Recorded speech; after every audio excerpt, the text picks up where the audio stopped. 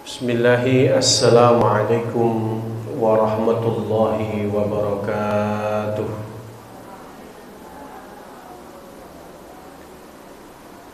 Innal hamdalillahi nahmaduhu wa nasta'inuhu wa nastaghfiruh wa na'udzu billahi min shururi anfusina wa sayyiati a'malina. Man yahdihillahu fala mudilla lahu wa man yudlilhu fala hadiya lahu. Asyhadu an la ilaha illallah wahdahu la syarika lahu wa asyhadu anna Muhammadan abduhu wa rasuluh la nabiyya wa la rasula ba'da. Amma ba'd. Qala Allah tabaraka wa ta'ala, a'udzu billahi minasy syaithanir rajim. Ya ayyuhalladzina amanu taqullaha haqqa tuqatih wa la tamutunna illa wa antum muslimun. Wa qala an-nabiyyu sallallahu alaihi wasallam, ittaqillaha haitsuma kunta wa atbi'is sayyi'atal hasanata tamhuha wa khaliqin nasa bi khuluqin hasan.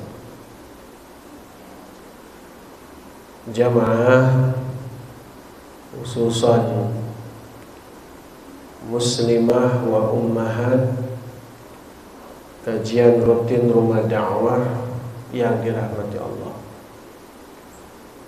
Alhamdulillah atas karunia yang Allah Ta'ala berikan kepada kita,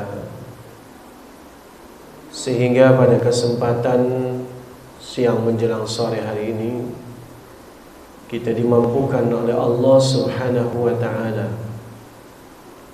dalam rangka untuk bertolabul ilmi, mencari ilmu yang bermanfaat, dalam rangka bertafaqquh fid din, memperdalam agama sebagai bekal bagi kita untuk tatbiq, untuk merealisasikan syariah, dalam rangka pula untuk bertawasaw bil haqqi wa tawasaw bis sabr, saling mengingatkan dalam kebaikan dan juga kesabaran. Salawat dan iring salam semoga selalu dihaturkan kepada Nabi kita, Nabi Muhammad sallallahu alaihi wasallam, beserta keluarga beliau, para sahabat dan seluruh pengikut-pengikut beliau yang senantiasa istiqamah berada di atas sunnah-sunnahnya hingga yaumil qiyamah. Ummahat wa akhwat wa jamaah yang dirahmati Allah, kita akan melanjutkan kajian kitab Riyadhus Shalihin li Imam An-Nawawi. Sampailah kita pada hadis yang ke-1.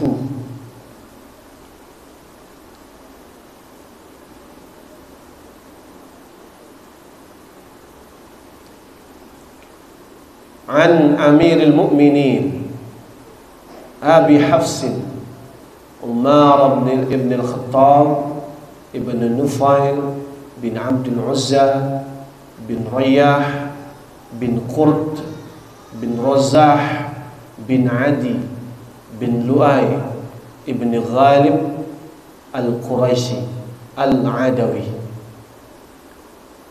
Hadis ini diriwayatkan dari Amirul Mukminin. Apa arti Amirul Mukminin? Pemimpinnya orang-orang beriman. Ini adalah panggilan kenegaraan yang dikehendaki oleh seorang khalifah yang kedua, yakni Umar ibn Khattab. Beliau lebih suka dipanggil bukan sebagai khalifah, karena khalifah artinya pengganti. Khalifatul Rasulillah, penggantinya Rasulullah. Maka beliau merasa tidak pantas kalau menjadi pengganti Rasulullah. Makanya beliau lebih suka dipanggil Amirul Mukminin. An Amirul Mukminin. Hadis ini diriwayatkan dari Amirul Mukminin Abi Hafsin. Dia adalah bapaknya Hafs.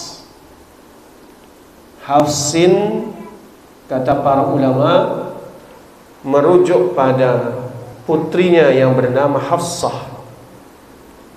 Artinya adalah bapaknya Hafsah. Atau juga disebutkan kata Hafs itu adalah seekor singa. Maka beliau punya kunyah Abi Hafs, yakni bapaknya singa.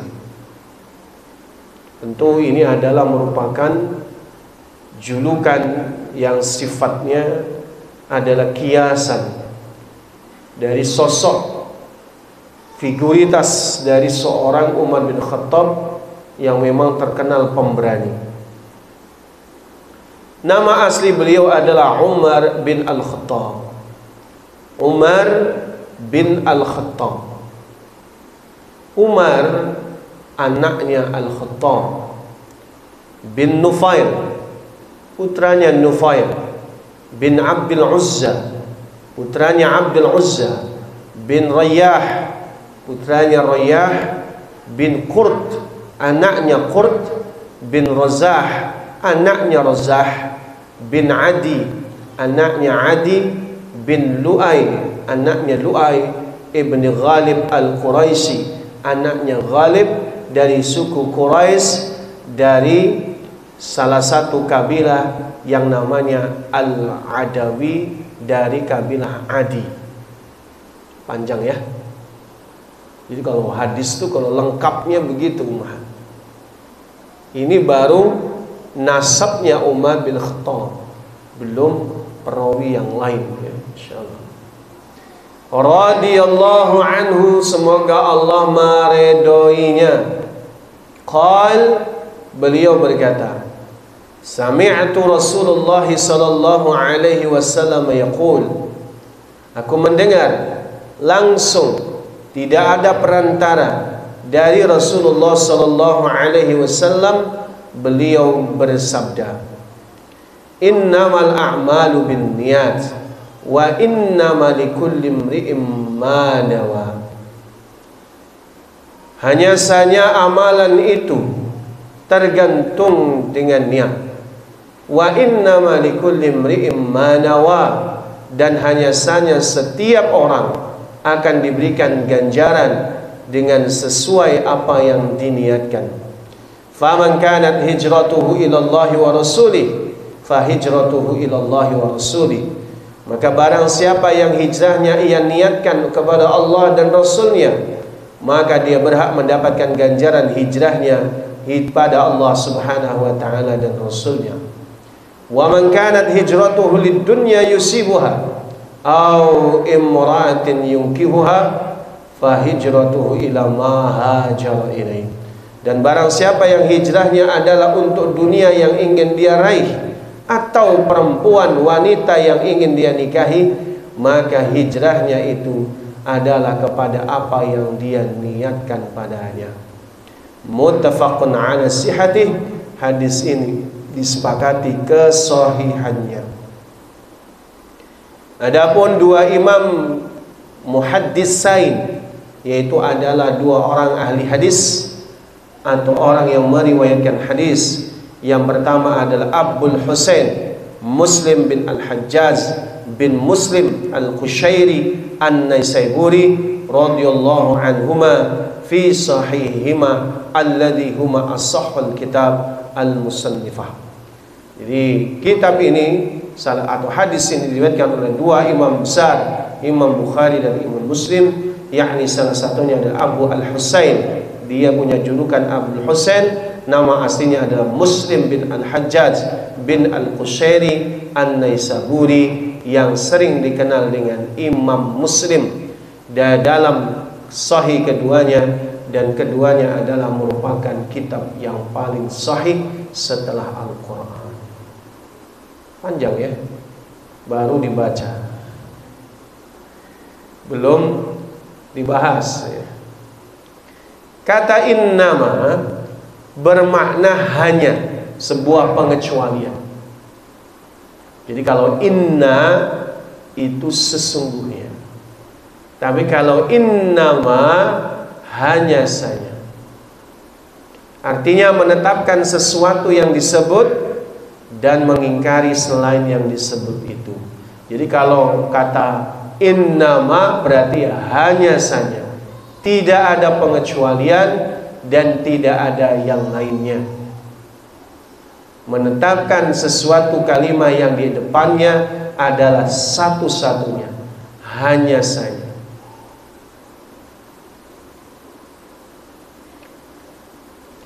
Ada perbedaan pendapat di antara ulama tentang maksud dari kalimat tersebut. Sebagian memahami bahwa niat sebagai syarat sehingga amal tidak sah tanpa niat. Jadi ketika menyebutkan innamal a'malu bin niat, hanya saja amalan itu tergantung niat. Jadi para ulama beda pendapat di dalam memahami niat ini. Yang pertama pendapatnya adalah bahwa niat sebagai syarat sah, sehingga amal tidak sah tanpa niat. Tapi ada sebagian yang lain bahwa mereka memahami niat itu sebagai penyempurna saja, sehingga amal itu akan sempurna apabila ada niat. Jadi ada perbedaan pendapat di antara ulama. Adapun al-a'mal artinya adalah amal perbuatan. Amal perbuatan hamba itu dibagi menjadi 3 kategori. Yang pertama adalah amal qalbiyah, yang kedua adalah amal nutqiyah. Yang ketiga ini adalah namanya amal jawarih. Apa itu amal qalbiyah? Amalan hati. Apa contohnya amalan hati? Ikhlas, itu amalan hati. Niat yang ikhlas itu amalan hati. Kemudian apa lagi? Sabar, syukur, takut, harap. Itu adalah amal qalbiyah, amalan hati. Maka oleh karenanya bahwa pembahasan ikhlas atau riyadhus shalihin nanti kita bahas banyak sekali berkaitan dengan amal qalbiyah. Kemudian yang kedua disebutnya amal nutqiyah. Apa nutqiyah? Amalan lisan. Nutqi, nutqun, an-nutqu, an-nutqiyah. Amal nutqiyah, amal lisan. Artinya apa? Amalan lisan itu amal yang dikerjakan oleh lisan kita. Contohnya 2 kalimat syahadah yang kita ucapkan. Kedua, ummahat belajar Al-Quran, membacanya. Membaca Al-Quran itu amal nutqiyah. Kemudian zikrullah itu juga amal nutqiyah. Apa lagi? Qaulul hasan, berkata yang baik, yang menyejukkan, yang membuat saudaranya bahagia, itu juga amal lisan. Itu amal lisan, itu amal nutqiyah. Kemudian yang ketiga disebutnya amal jawarih, amalan anggota badan. Jadi kalau amal jawarih meliputi segala banyak aspek. Yang paling kentara itu amal jawarih, itu adalah sholat. Itu sholat itu adalah kumpulan amal jawarih. Ketika kita takbiratul ihram sampai salam, itu adalah satu majmu'ah, suatu kumpulan daripada amal jawarih, amalan anggota badan. Jadi amal perbuatan itu dibagi tiga. Maka kategori innamal a'mal, sisanya saja, atau bisa juga diterjemahkan sesungguhnya amalan itu hanya tergantung niatnya, itu boleh juga. Tapi kalau yang lebih praktis, hanya saja amalan itu bergantung pada niatnya. Jadi al-amal, ingat kalimatnya al-amal, kembali kepada tiga amalan perbuatan tersebut. Niat itu memang sengaja harus dihadirkan dalam hati. Niat ada di mana? Di dalam hati. Jadi yang namanya niat itu amalan hati. Makanya niat itu tergantung dari hatinya.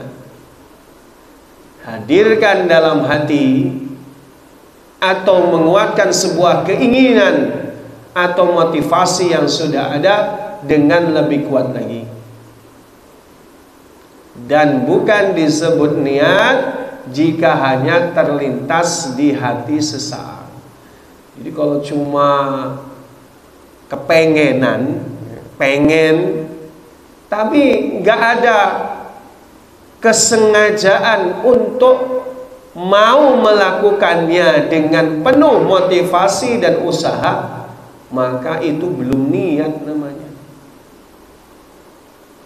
Ummahat mau sholat tahajud, baru kepengen, belum niat. Kalau sudah niat, dia berupaya untuk bangun sholat tahajud dan mengerjakannya. Ummahat mau sedekah, belum dikatakan niat kalau belum menyengajanya dalam rangka mencari ridho Allah tabaraka wa ta'ala. Maka niat menurut arti katanya, maknanya adalah al-qasdu, menyengaja. Jadi kalau yang namanya niat itu menyengaja.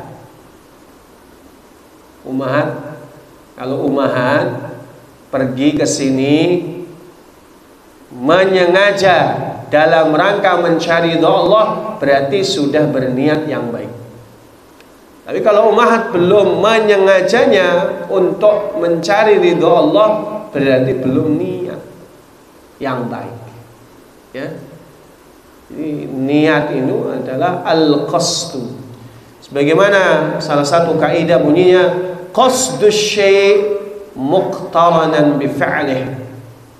Menyengaja dalam hati, menghadirkan motivasi di dalamnya ketika hendak melaksanakan pekerjaan, kemudian dibarengi dengan perbuatan itu. Nah, jangan bingung ya. Jadi kalau orang niat ini ada menyengaja diri, artinya dia harus ada upaya. Baik atau buruknya niat seseorang akan berpengaruh pada baik atau rusaknya sebuah perbuatan. Jadi di antara tiga amalan ummahat, ada amalan hati, amalan lisan, dan amal perbuatan badan. Maka yang paling penting dan paling berpengaruh itu adalah namanya amalan hati. Dan niat itu baik atau buruknya sangat berpengaruh dengan baik buruknya amal perbuatan itu.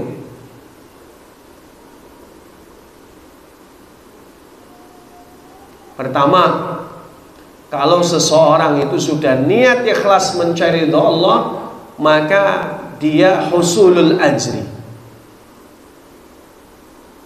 yakni mendapatkan pahala. Itu contohnya. Jadi kalau orang itu niatnya benar mencari ridha Allah tabaraka wa ta'ala, maka amalan perbuatannya, badaniahnya itu diterima dan diberi pahala oleh Allah Ta'ala. Tapi kalau orang yang buruk niatnya, tidak dalam rangka mencari ridha Allah, maka amalannya haba'an mansyura, mardud, tertolak. Haba'an mansyura, seperti debu yang berterbangan. Nah, ketika Allah Ta'ala berfirman, la in asyrakta la yahbatanna a'maluka wa la takunanna minal khasirin. Kalau sekiranya kamu menyekutukan Allah, tidak ikhlas mencari ridha Allah tabaraka wa ta'ala, maka sungguh-sungguh akan menjadi hilang semua amal perbuatanmu dan kamu benar-benar termasuk golongan yang merugi. Jadi kalau kita itu tidak ikhlas niatnya dalam melakukan sebuah perbuatan, maka perbuatan itu menguap menjadi perbuatan yang sia-sia, tidak diterima dan tidak diberi pahala oleh Allah Ta'ala. Sama kalau kita hadir di majelis ini tidak ikhlas mencari ridha Allah, hadirnya kita itu tidak diterima dan tidak diberi pahala. Maka perlu kita setiap amal perbuatan hadirkan niat di dalam hati kita. Menghadirkan niat di hati atau memotivasi sesuatu yang akan dilakukan untuk memperoleh pahala harus terwujud dalam batin seseorang untuk membedakan antara kebiasaan atau adat dengan pekerjaan yang ditujukan kepada Allah. Jadi menghadirkan niat di hati itu menjadi pembeda antara sebuah kebiasaan atau itu adalah amal perbuatan yang ditujukan kepada Allah. Misal ummahat itu masak itu belum tentu loh untuk Allah tabaraka wa ta'ala dalam rangka mencari Allah. Masaknya ibu belum tentu itu adalah berpahala. Bisa jadi karena memang hanya sekedar memang itu adalah aktivitas kebiasaan sehari-hari. Kedua, bisa jadi untuk ya hanya mencari ridho suaminya saja tanpa ada embel-embel mencari ridho Allah. Bisa. Dan kalau itu kenyataannya belum tentu berpahala. Orang dapat musibah.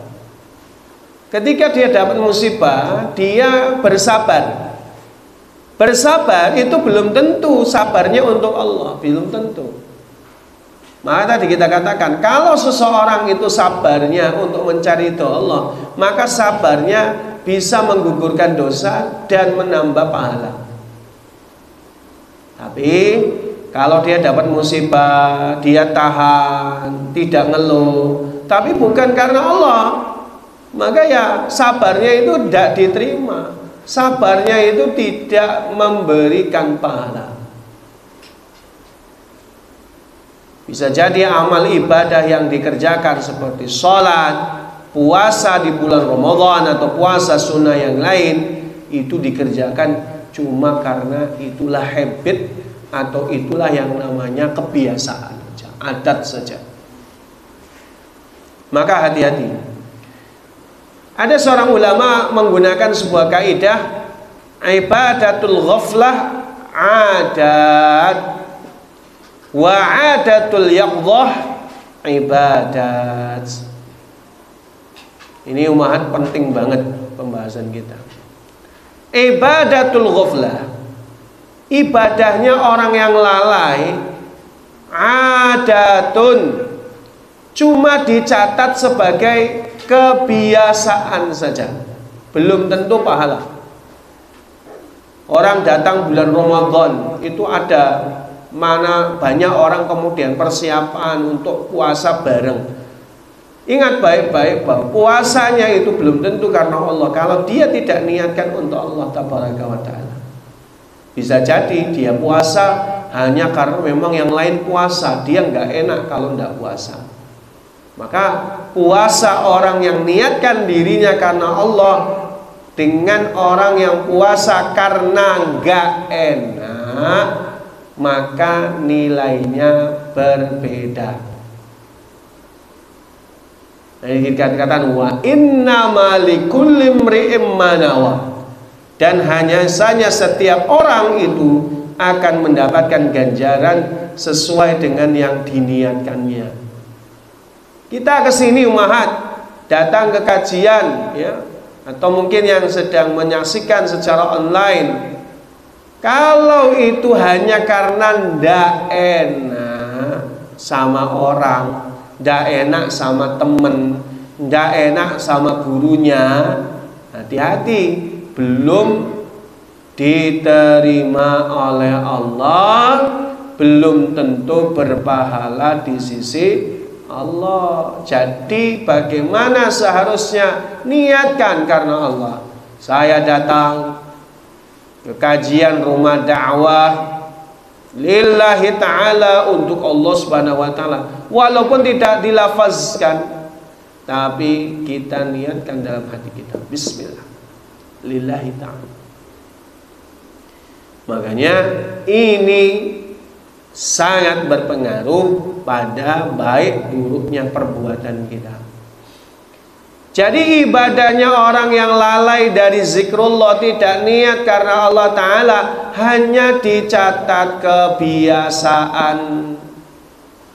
Wa adatul yaqdhah ibadat, sedangkan adat, kebiasaan orang yang selalu ingat kepada Allah untuk menghadirkan niat, dicatat ibadah. Tuh luar biasa. Jadi bagi orang yang selalu ingat sama Allah, kebiasaannya saja itu bernilai ibadah. Makannya ibadah, minumnya ibadah, tidur ya ibadah, semuanya itu ibadah. Kapan bisa seperti itu? Diniatkan dalam rangka mencari ridho Allah. Ummahat makan, niatkan karena Allah. Gimana makan niat karena Allah? Niatkan makan yang kita, makanan yang kita makan itu menanggakkan punggung kita, lambung kita, untuk bisa mendirikan ibadah, maka makannya juga bernilai ibadah. Luar biasa, umat. Nah, tadi kita katakan makan dan minum itu kebutuhan kita loh sebagai manusia untuk bertahan hidup. Tapi kalau diniatkan untuk menegakkan ibadah kepada Allah tabaraka wa ta'ala, maka setiap suapan yang kita masukkan ke dalam mulut kita nilainya ibadah. Tidur itu ibadah. Kapan tidur bernilai ibadah? Ketika tidurnya diniatkan untuk istirahat sehingga nanti bisa bangun menegakkan ibadah kepada Allah, maka tidurnya bernilai ibadah. Kalau tidur di majelis ibadah enggak?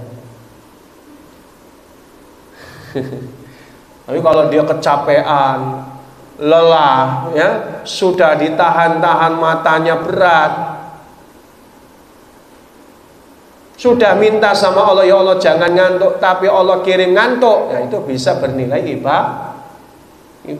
Cuma ya harus usaha dulu. Kalau ngantuk wudu, karena kadang ngantuk itu juga bernilai ibadah dan pertolongan kepada Allah, ya.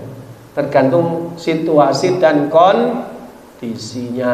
Jadi kalau di majelis ngantuk, usahakan jangan tidur, tahan. Kalau nggak bisa tahan, cari gimana caranya nggak tidur.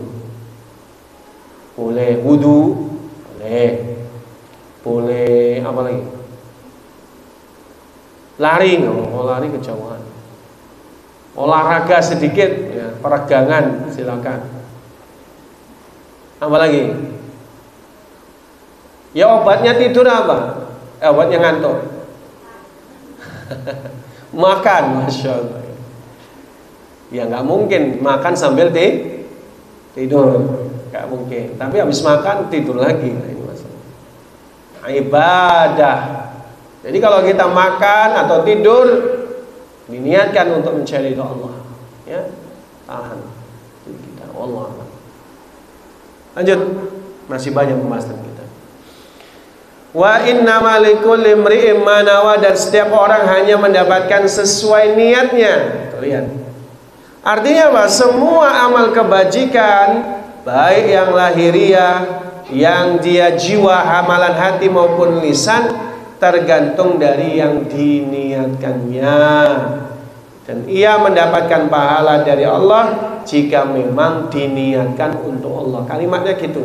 Jika diniatkan untuk Allah, maka dia dapat pahala. Semakin banyak niat akan sesuatu karena Allah, maka semakin banyak pula ganjarannya di sisi Allah. Maka kita tahu bahwa amalan itu yang paling penting adalah ikhlas karena Allah. Wah, banyak sekali kalau berbicara perkataan ulama. Jadi amalan yang paling a'zamul a'mal itu adalah ikhlas. Bahkan ada ulama mengatakan bahwa amalan ikhlas itu lebih utama daripada amalan itu sendiri. Misal orang pergi haji. Pergi haji itu amalan yang besar, tapi lebih besar lagi adalah ikhlas. Kenapa? Karena orang yang melaksanakan ibadah haji tidak ikhlas, ya percuma. Kata Imam Ibnu Mubarak itu bunyinya, rubba kabirin tusaghiruhun niyah. Berapa banyak amalan-amalan besar itu menjadi sia-sia dan kecil nilainya gara-gara niat. Jadi kalau orang melakukan amalan hebat, amalan besar, pahalanya luar biasa, tapi kalau dia tidak ikhlas, ya percuma.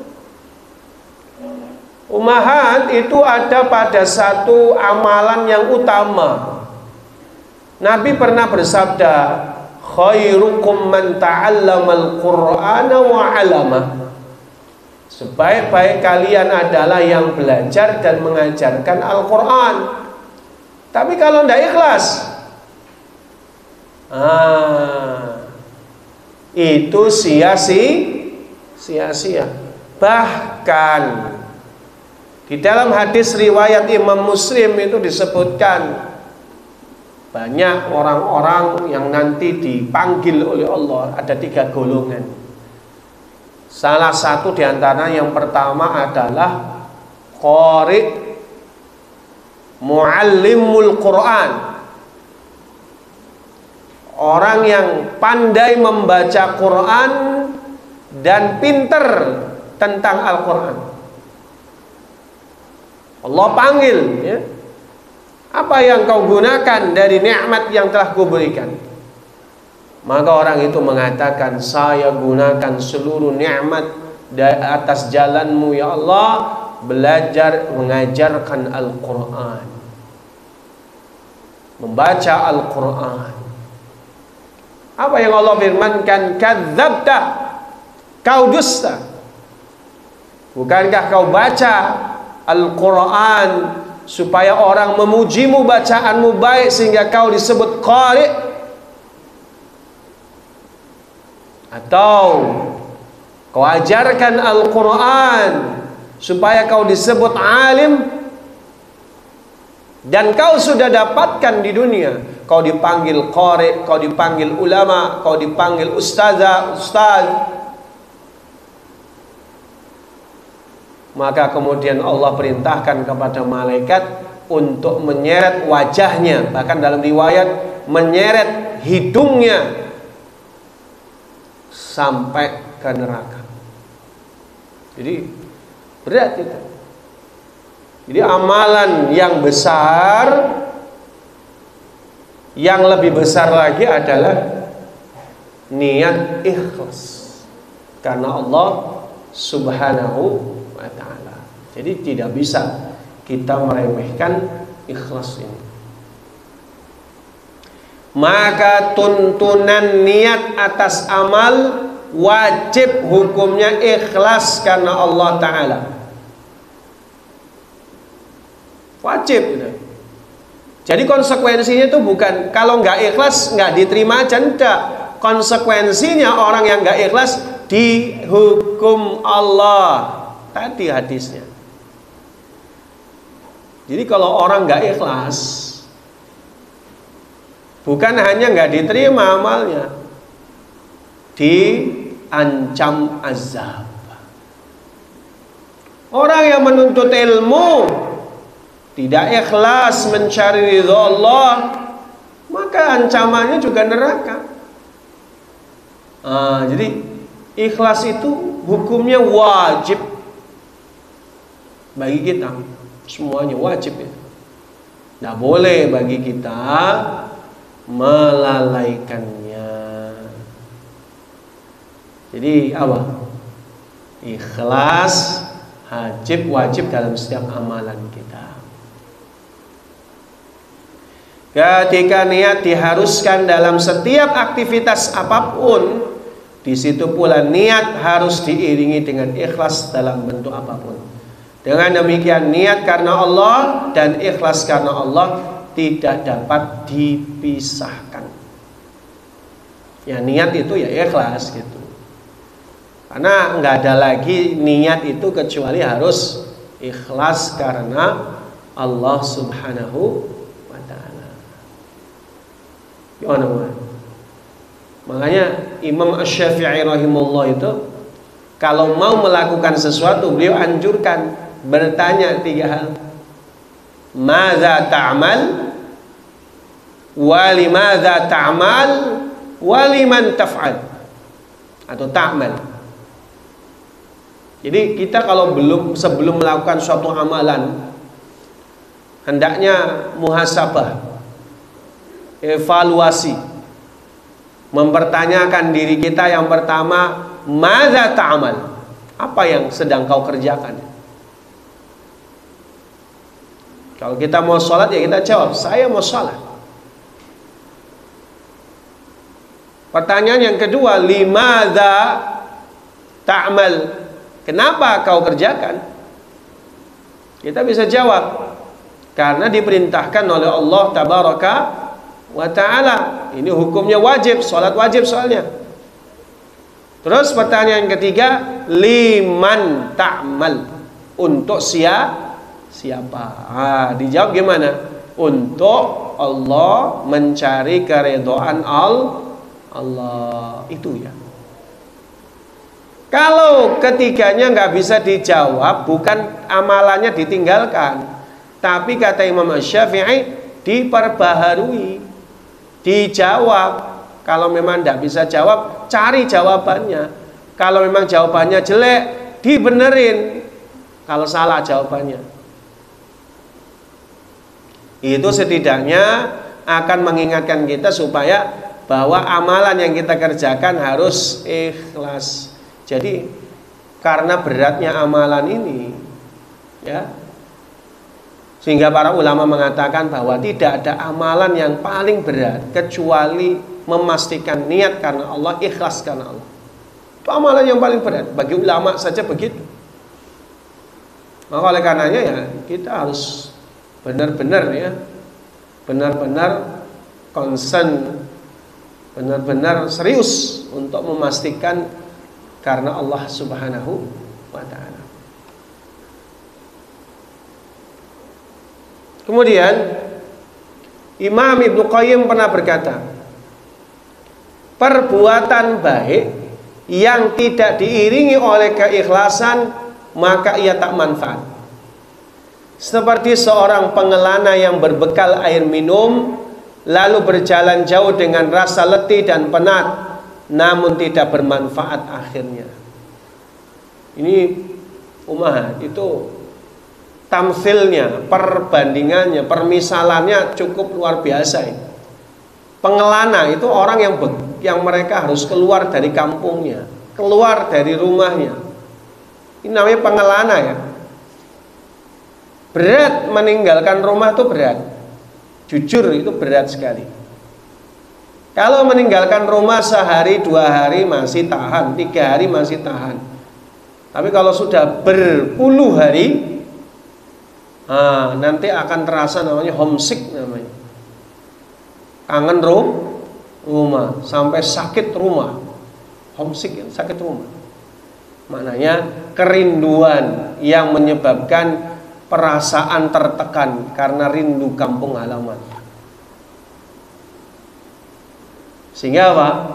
Sehingga mengingat-ingatnya terus sampai lupa kebahagiaan. Nah itu. Nah pengelana itu berat. Keluar dari rumah itu berat. Berat. Apalagi berjalan jauh, pasti letih, pasti penat. Tapi perjalanannya nggak manfaat, itu loh masalahnya. Berat. Sudah keluar dari rumah, berkelana nggak tujuan, nah itu berat lagi. Nggak manfaat. Ya setidaknya kalau kita mau pergi jauh kan ada alasannya kan. Kalau ada alasannya, ada tujuan yang manfaat, itu niscaya yang jauh jadi dekat, terasa dekat. Tapi kalau cuma jalan lontang-lantung nggak ngerti tujuan, nggak manfaat itu, maka pasti perjalanan itu meletihkan, membuat diri kita penat dan bosan. Ada orang susah payah mengerjakan suatu amal soleh, dia berkorban waktu, berkorban tenaga, berkorban harta, tapi nggak dapat apa-apa, kan rugi gitu loh. Datang ke kajian, dari rumah ke kajian sekian puluh kilo kan gitu. Lalu kemudian korban apa lagi? Korban waktu kan, jelas. Ini jam 2 atau setengah 2, enaknya tidur, tapi nggak boleh tidur. Kajian. Apa lagi? Korban tenaga, jelas tenaga mesti dikorbankan. Fisik, hadirnya fisik menghabiskan energi juga. Kemudian apa? Harta, uang. Untuk sampai ke sini berapa bensin yang dikeluarkan kan gitu. Itu juga berkorban harta. Tapi kalau tidak ikhlas, 3 pengorbanan tadi jadi sia-sia, rugi gitu loh, rugi. Jadi makanya kalau kita misalnya melakukan suatu amalan, mengajarkan Al-Quran, belajar Al-Quran, ini amalan hebat. Tapi jangan sekedar melakukan kebiasaan. Coba niatkan, kembali niatkan, evaluasi niatnya, karena Allah Subhanahu wa ta'ala. Apa sih tandanya orang yang ikhlas itu? Tandanya orang ikhlas itu tidak butuh pujian, tidak butuh penghargaan, dipuji, dihargai ataupun tidak mengganggu amalannya. Ya, jadi mau dipuji, mau enggak, dia tetap jalan karena Allah Subhanahu wa ta'ala. Dihina, tapi dia yakin karena Allah, tetap jalan. Ada orang nyinyir, tapi karena memang karena Allah Jalla wa'ala, tetap jalan. Itu orang ikhlas. Jadi mau ada pujian atau celaan, tapi kalau memang dia itu lakukan sesuai dengan kaidah syariah dan tidak bertentangan, dan itu adalah dalam koridor yang diridhoi Allah, maka kerjakan. Itu orang ikhlas. Yang kedua, tidak beda antara sir dan alaniyah. Orang yang ikhlas itu nggak beda antara dia sedang sendiri dengan orang lain. Nggak beda. Lagi sendiri amalannya bagus, lagi bersama manusia yang lain amalannya juga tetap bagus. Bahkan untuk kondisi tertentu dia sembunyikan amalannya. Dia sembunyikan itu. Itu orang ikhlas. Jadi antara yang sembunyi, antara yang nampak, itu sama. Itu tanda kita ikhlas. Kemudian apa lagi tanda keikhlasan? Tanda keikhlasan yang berikutnya, ini yang paling kentara, istiqamah. Ikhlas. Orang yang ikhlas itu istiqamah. Allah akan berikan kepadanya kekuatan untuk melaksanakan kebaikan setelahnya. Ya tadi kita katakan orang yang ikhlas itu in ajriya illa Allah, pahalanya disandarkan kepada Allah tabaraka wa taala, pahala yang tertinggi. Ya, tapi kalau kita mau lihat ciri-ciri ini ya untuk muhasabah diri kita saja. Tidak perlu menilai orang lain. Tadi kita katakan tanda-tanda itu adalah untuk diri kita sendiri, evaluasi diri kita. Karena yang tahu ikhlas atau tidak hanyalah Allah Subhanahu wa taala. Kita sendiri tuh belum tentu dan belum bisa menentukan kita ini sudah ikhlas atau belum. Bahkan kata para ulama bahwa orang yang ikhlas itu tidak akan pernah ngaku dia ikhlas. Orang yang dia mengaku ikhlas, maka perlu dia perbaiki keikhlasannya. Banyak ya amalan kayak gitu. Ada orang yang istighfar, tapi dia perlu istighfar dari istighfarnya. Pusing nggak, Bu? Enggak ya? Karena kadang orang yang ada yang astagfirullah, astagfirullah, tapi lagi maksiat, ada aja itu. Maka dia perlu istighfar dari istighfarnya. Kalau ada orang yang ngaku ikhlas, kata para ulama, dia harus perbaiki keikhlasannya. Kata ulama, ada seorang nama ulama besar, Imam mazhab Syafi'i, ulama hadis, gurunya Imam Bukhari. Dia namanya adalah Imam Ibrahim Ad-Dastawai. Imam Ibrahim Ad-Dastawai itu pernah mengatakan bahwa aku melakukan sebuah perjalanan untuk mencari hadis dengan tingkat kesusahan menjangkau para perawi hadis itu. Tapi tidak ada satupun perjalananku yang aku pastikan sudah ikhlas. Ulama besar ini.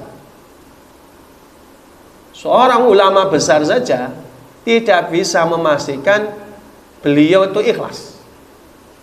Padahal kalau dari perkataan murid-muridnya, maka murid-muridnya berkata, termasuk Imam Bukhari berkata, tidak kutemukan orang yang paling ikhlas di dunia ini kecuali guru kami, yaitu Imam Ibrahim Ad-Dastawai. Coba. Jadi makanya tidak ada orang yang ikhlas itu benar-benar ngaku dia sudah ikhlas.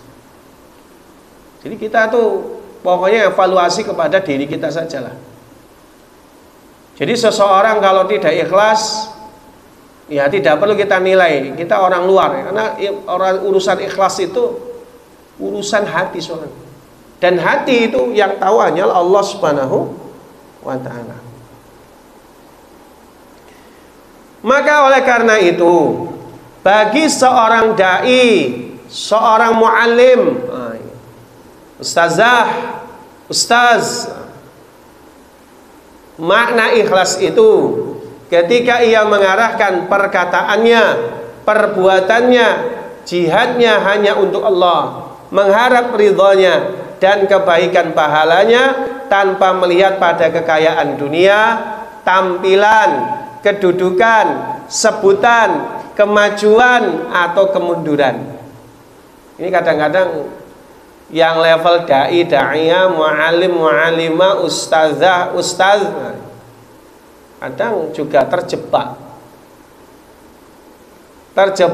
dalam sektoral amaliyah berkaitan dengan lembaga institusinya, sehingga kadang-kadang lupa dengan tujuan mencari ridho Allah. Kita tidak katakan bahwa tidak boleh mengambil itu dari hal-hal dunia, tidak. Yang penting jangan jadi tujuan utama. Itu tuh tinggal apa sih kita katakan akan mengiringinya. Jangan jadi tujuan dasar. Maka rumah dakwah kita, alhamdulillah, untuk menghadirkan keikhlasan niat, punya program gratis. Itu alhamdulillah. Kita perlu apresiasi itu pada pengurus semuanya, bahwa kita punya program gratis. Ada yang berbayar, tapi juga ada yang digratiskan. Itu untuk apa? Untuk semata-mata menjaga keikhlasan, biar tidak hanya profit minded, ya. Apa istilahnya dalam bisnis itu? Jadi pikirannya hanya profit, gitu loh. Jadi maka kita semua pengurus semuanya bismillah gitu, karena Allah. Jadi bukan hanya profit. Profit itu akan mengikuti, karena Allah Subhanahu wa taala. Kita kalau ngurusi umat, Allah taala berikan insyaallah, tidak perlu takut, ya, tidak perlu takut. Maka prinsip kita juga dalam rumah dakwah itu memberikan pengetahuan seluas-luasnya. Nah, kita apresiasi semua itu, ya, Masya Allah. Bagaimana kita mencerdaskan umat dengan sebenar-benarnya, sebaik-baiknya, semaksimal kesanggupannya, Masya Allah. Jadi kalau orang yang ikhlas itu dedikasinya juga beda. Dedikasi itu berkaitan dengan komitmen, ya, komitmen, kesungguhan untuk meraih sebuah tujuan, dan di situ dia arahkan dalam rangka mencari ridho Allah Ta'ala. Jadi kita sebagai seorang dai, mu'alim atau siapapun, ya, jangan memikirkan bahwa harus maju berkaitan dengan profit, harus maju, tidak boleh mundur dengan cara yang tidak sehat. Tapi kalau cara sehat ya boleh, pengen maju kok, masa nggak boleh?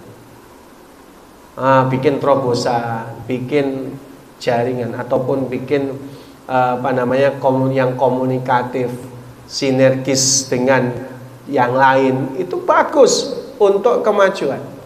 Tapi ingat, jangan dengan yang tidak sehat. Apa sih yang nggak sehat itu? Mengangkat diri sendiri, menjatuhkan orang lain, tidak boleh, ya. Jangan seperti itu, ya. Ya, siapapun yang mendengar ini, bahwa jangan sampai kita itu malah bangga saudara kita hancur, jangan, nggak boleh. Kita mengelola umat bareng-bareng, ayo bismillah, lillahi ta'ala, maju mundur karena Allah Ta'ala. Kita jauh usah mikirin bagaimana harus ini, harus itu, tapi akhirnya melakukan sesuatu yang tidak diperkenankan dalam syariat atau melanggar adab dan akhlak. Nauzubillah. Kita harus tetap konsekuen dan konsisten pada jalan kebenaran, ikhlas karena Allah, jalani. Ya, kita tinggal jalan. Kita ini semuanya pekerja Allah. Kita ini pegawainya Allah semua. Jadi kalau kita di jalan Allah itu, Allah akan mudahkan jalannya biiznillah. Nah, selama kita baik, insyaallah, ya. Maka arahkan perkataan kita, perbuatan kita, jihad kita, kesungguhan kita untuk Allah, mengharap ridho Allah dan kebaikan pahalanya. Ya, sisanya hasil dan yang lainnya serahkan saja sama Allah Ta'ala. Hadis kedua, wa an ummil mu'minin Ummi Abdullah Aisyata radhiyallahu anha qalat. Hadis ini yang kedua diriwayatkan dari Ummul Mukminin. Siapa Ummul Mukminin? Ibunya orang beriman. Kalau orang ya lain, misalnya orang kita disebutnya ibu negara. Nah itu. Kalau Indonesia kita di pemerintah namanya ibu negara. Kalau di luar misalnya Amerika disebutnya first lady. Nah, tapi kalau dalam Islam ya itu namanya Ummul Mukminin. Ibunya orang-orang beriman, artinya istri Rasulullah sallallahu alaihi wasallam. Ini gelar beliau ya. Adapun julukannya disebut Ummu Abdillah. Apa Ummu Abdillah? Ibunya Abdullah. Memang Ibunda Aisyah punya anak namanya Abdullah. Kan kalau ummahat punya anak Abdullah berarti disebutnya Ummu Abdullah. Ummu Abdillah. Nah, sebutan Ummu Abdillah ini juga julukan yang melekat kepada Ibunda Aisyah karena memang Abdullah bin Zubair itu adalah keponakan beliau yang dari kecil diurus oleh Ibunda Aisyah. Makanya orang menyebutnya Ummu Abdillah.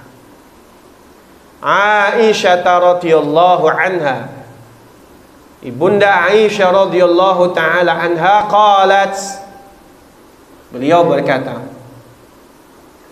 qala Rasulullah sallallahu alaihi wasallam, telah bersabda Rasulullah sallallahu alaihi wasallam, yaghzu jaisal Ka'bah fa idza kanu bi baida minal ardi yakhsifu bi awalihim wa akhirihim. Qalat qultu ya Rasulullah kaifa yakhsifu bi awalihim wa akhirihim wa fihim aswaqihim wa fihim aswaquhum wa man laysa minhum. Qala yakhsafu bi awalihim wa akhirihim summa yub'asuna ala niyatihim. Ibunda Aisyah radhiyallahu taala anha mengatakan, ada sepasukan tentara yang hendak memerangi menghancurkan Ka'bah. Ini dinisbatkan pada pasukan gajah. Kemudian setelah mereka berada di suatu padang dari tanah lapang, lalu dibenamkan dalam tanah tadi dengan yang pertama sampai yang terakhir dari mereka semuanya. Karena Ka'bah ini dijaga Allah ya. Jadi siapa yang menyerang Ka'bah, memerangi Ka'bah, maka di sana Allah akan hancurkan, termasuk pasukan gajah tadi.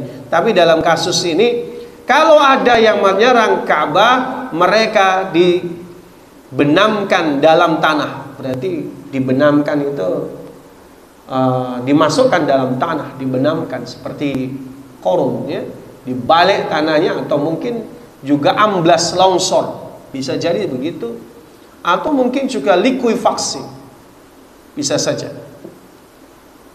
Dibenamkan dari yang pertama sampai yang terakhir, mereka semua dibenamkan dan masuk ke dalam perut bumi.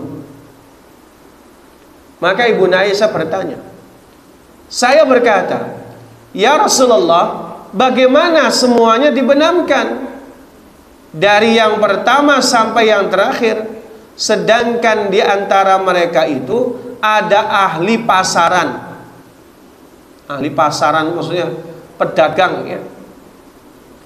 Serta ada pula orang yang tidak termasuk golongan mereka yang menyerang gitu. Kalau digeneralisir semuanya dihukum atau dibenamkan ke dalam bumi, bagaimana? Mereka tidak berniat ikut menggempur Ka'bah gitu. Maka Rasulullah menjawab, ya, semuanya dibenamkan dari yang pertama sampai yang terakhir. Kemudian nantinya mereka itu akan dibahas, dibangkitkan dari masing-masing kuburnya sesuai dengan niat-niatnya sendiri, untuk diderapi dosa atau tidaknya. Hadis ini disepakati oleh Imam Muhaddisaini muttafaqun alaih, yakni Imam Bukhari dan Imam Muslim, tapi lafaz di atas adalah menurut Imam Al-Bukhari. Jadi hadis kedua ini ini berkaitan dengan mungkin banyak pertanyaan di antara kita ya.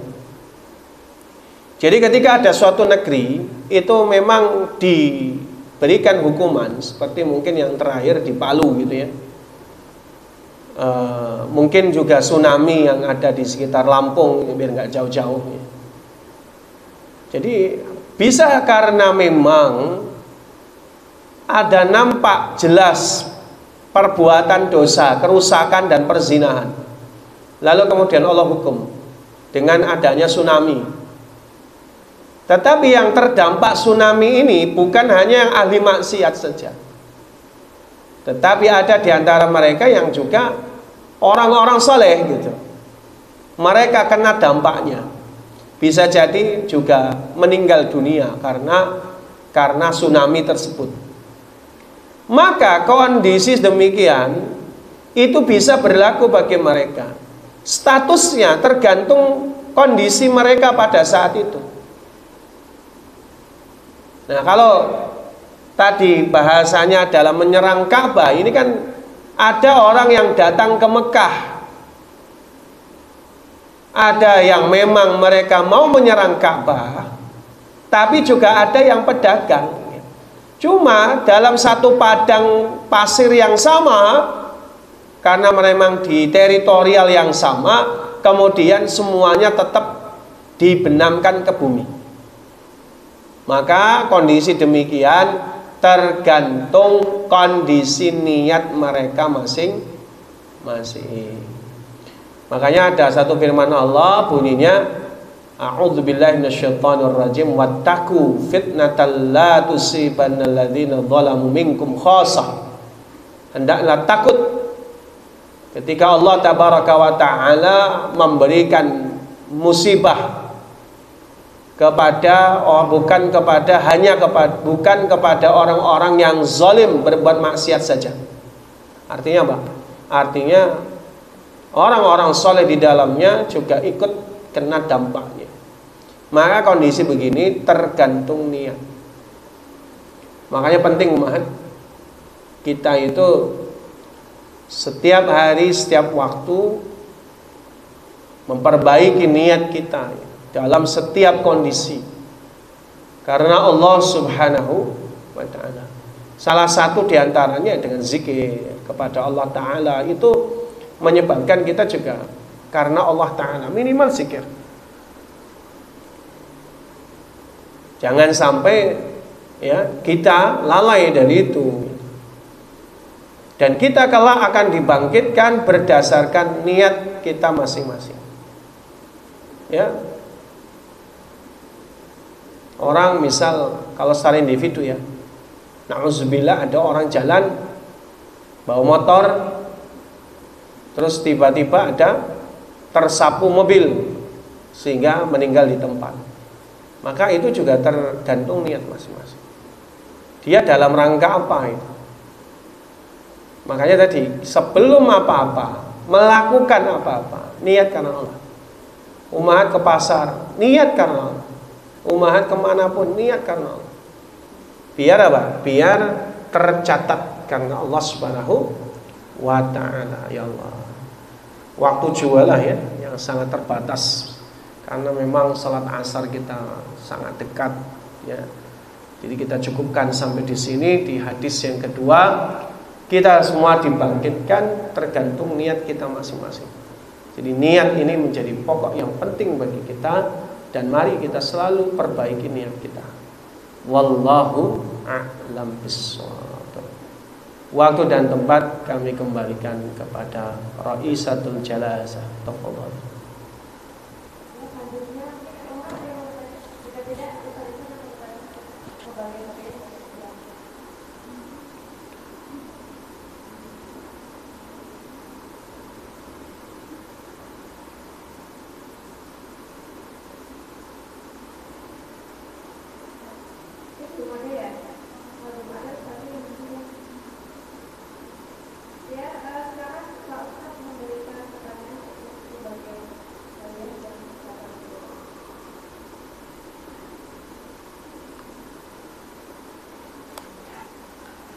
3 pertanyaannya.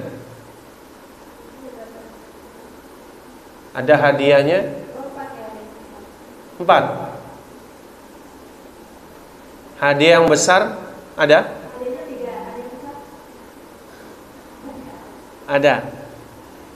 Yang besar, yang sulit maksudnya. Pertanyaan mudah.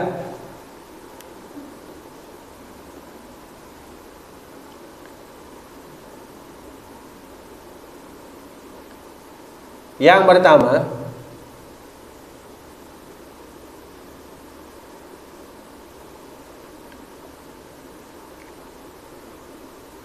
kenapa Umar bin Khattab disebut Abu Hafsin?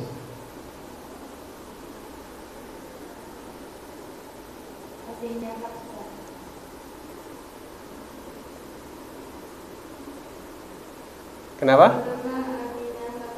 Abinya Hafsah. Dan ada 2 kemungkinan.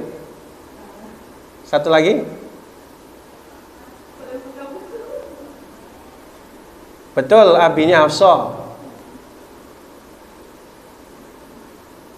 Satu lagi.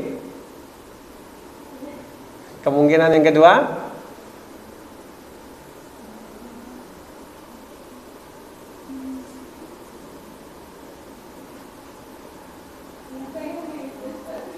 Hanya itu. Ya, boleh. Alhamdulillah. Pertanyaan yang kedua.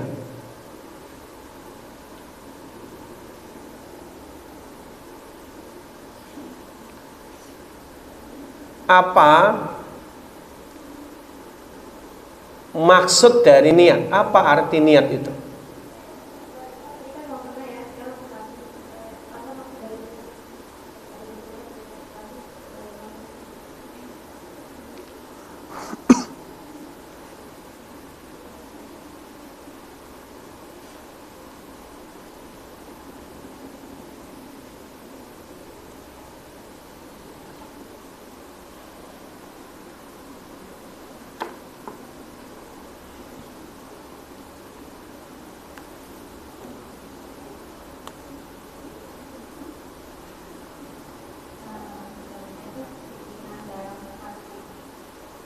Keinginan.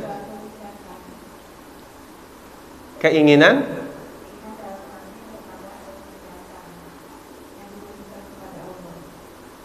Hanya keinginan. Tadi kan kita sampaikan niat beda dengan keinginan. Keinginan belum tentu nih niat. Dikit lagi, Dikit lagi.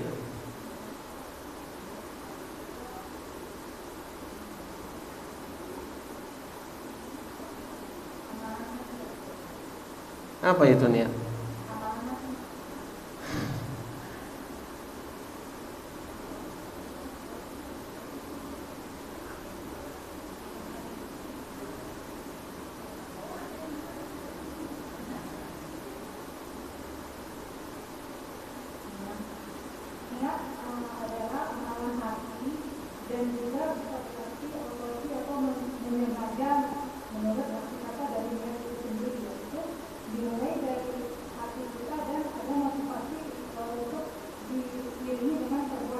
Masya Allah.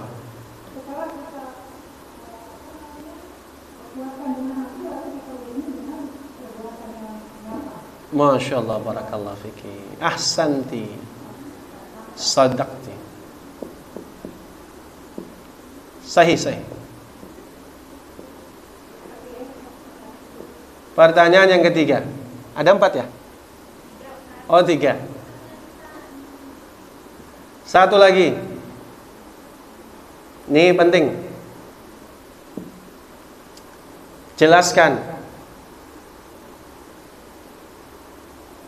Jelaskan. Kelak kita dibangkitkan berdasarkan niat masing-masing.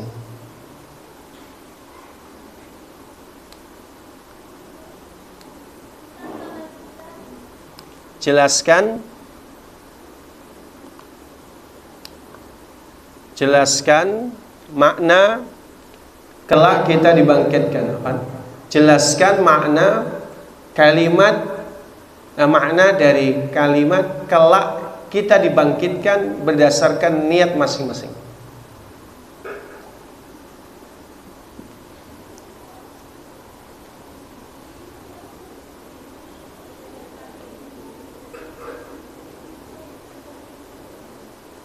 Assalamualaikum, saya mencoba menjawab. Karena setiap perbuatan itu harus diniatkan, sehingga tadi pertanyaan Pak Ustadz kan terkait setiap orang dibangkitkan berdasarkan niatnya masing-masing. Jadi kalau suatu perbuatan diiringi dengan niat karena Allah, mudah-mudahan juga nanti kita akan dibangkitkan dengan niat yang baik sesuai dengan apa yang kita niatkan. Gitu Pak Ustadz.